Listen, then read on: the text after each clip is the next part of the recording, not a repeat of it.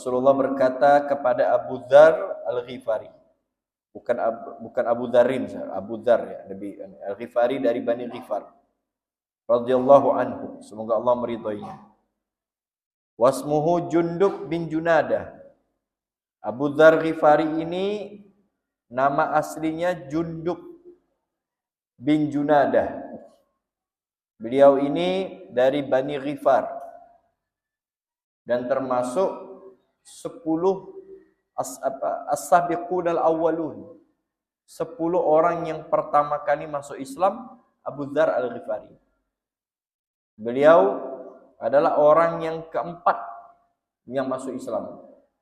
Setelah Sayyidina Abu Bakar, istrinya Nabi dulu, Sayyidah Khadijah binti Khuwailid, Sayyidina Abu Bakar, Sayyidina Ali bin Abi Thalib. Lalu yang keempat beliau, Abu Dzar Al-Ghifari. Beliau saat mendengar ada seorang yang bernama Muhammad, beliau awalnya nggak percaya. Beliau utus dulu saudaranya untuk pergi ke Mekah. Coba cek, benar nggak apa yang diberitakan orang? Bahwa saya telah datang Nabi akhir zaman. Sifatnya terpercaya, al-amin. Ada ada tanda kenabian di pundaknya. Kalau berjalan awan ngikut. Itu kan mukjizat Nabi SAW. Maka utusan Abu Dzar ini pergi ngecek Mekah, ngelihat betul dapatnya. Akhirnya beliau kembali ke Bani Ghifar. Bani Ghifar itu agak jauh kota Mekah itu. Beliau sampaikan kepada Abu Dzar, ya Abu Dzar, aku telah bertemu dengan orang yang kau katakan. Dia terpercaya, dia begini. Abu Dzar nggak puas mendapat informasi itu. Oh, kayaknya orang puas sana. Anak pergi sendiri deh. Pak. Begitu sampai di Mekah, beliau nggak ketemu. Dan Abu Dzar ini bukan orang kaya. Orang miskin, nggak bawa apa-apa. Ditinggalkan Bani Ghifar. Bani Ghifar ini termasuk suku yang terpandang saat itu. Suku terhormat lah. Beliau nggak bawa duit, nggak bawa apa-apa. Beliau cari mana yang bernama Muhammad. Saat itu Nabi SAW itu berdakwah dalam keadaan diam-diam, sir. Belum terang-terangan. Belum. Ya. 3 tahun pertama, Nabi SAW dakwah secara diam-diam. 2-3 tahun pertama. Akhirnya selama 3 hari beliau tunggu-tunggu. Sampai nggak makan. Hanya minum air zam-zam. Abu Dzar Al-Ghifari nunggu di Mekah. Datang Ali bin Abi Thalib. Ali bin Abi Thalib ngelihat, nih orang asing ini. Dari kemarin ku tengok-tengok di Masjidil Haram terus. Masjidil Haram dulu nggak kayak sekarang. Kalau sekarang, Masya Allah. Ya, tidur di hemperan bisa kita. Ya, makan banyak orang bagi makanan gratis banyak. Haus, air zam-zam, ada yang es lagi. Sekarang, dulu enggak. Maka Sayyidina Ali bertanya, kamu ini siapa? Kamu ini kayaknya orang asing, bukan asli sini. Dari kemarin ku lihat kamu ini bolak-balik kayak nyari seseorang. Abu Dzar pun berkata, aku adalah Abu Dzar dari Bani Ghifar. Makanya disebut Al-Ghifari.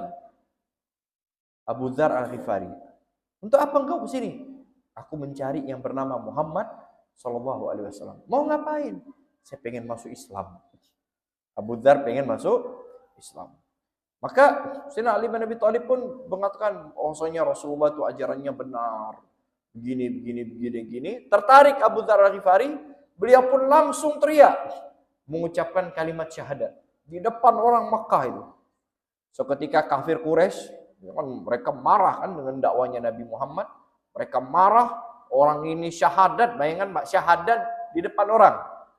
Marah, langsung digebukin, dipukul sampai berdarah-darah. Udah gitu, udah berdarah-darah.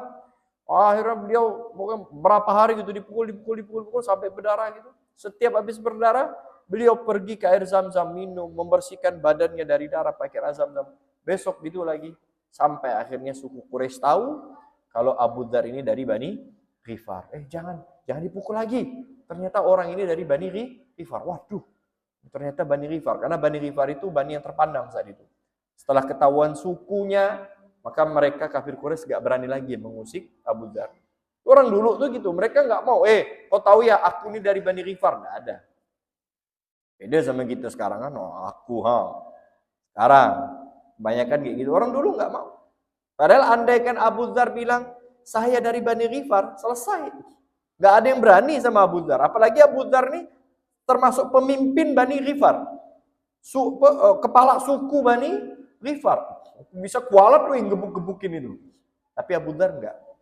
Maka setelah ketahuan kalau Abu Dzar itu adalah salah satu pemimpin Bani Ghifar, mereka pun membiarkan, dan Abu Dzar tetap nunggu di Mekah sampai katanya 30 hari.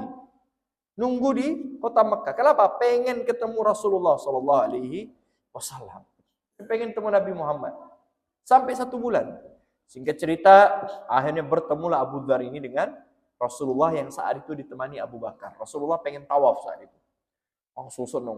Ya Allah, ya Rasulullah, ya Muhammad, aku udah pengen ketemu engkau. Pengen ini, itu.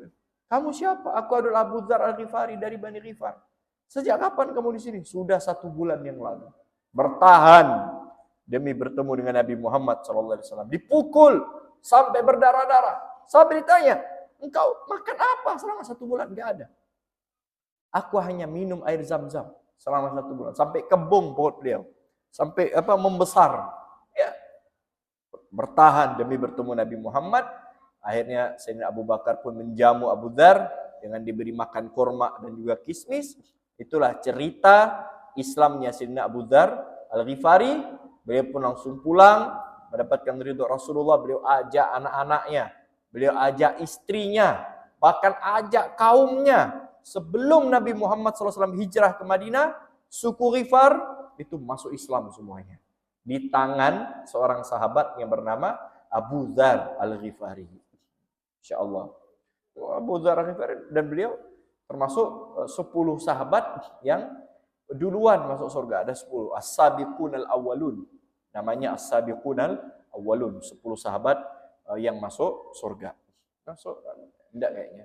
Ada 10 sahabat yang masuk surga, yang dijamin masuk surga. Selain 4 sahabat itu, Abu Bakar, Umar, Utsman, Ali, Thalhah bin Ubaidillah, Zubair bin Awam, Sa'id bin Zaid, Sa'ad bin Abi Waqqas, Abu Ubaidah bin Al-Jarrah, terakhir 10 Abdurrahman bin Auf. Berarti Abu Dzar, bukan berarti kita katakan Abu Dzar tidak masuk, enggak. Abu Dzar juga termasuk sahabat Nabi, dia pasti masuk surga, golongan yang selamat.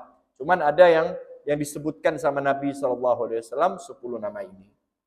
Nah,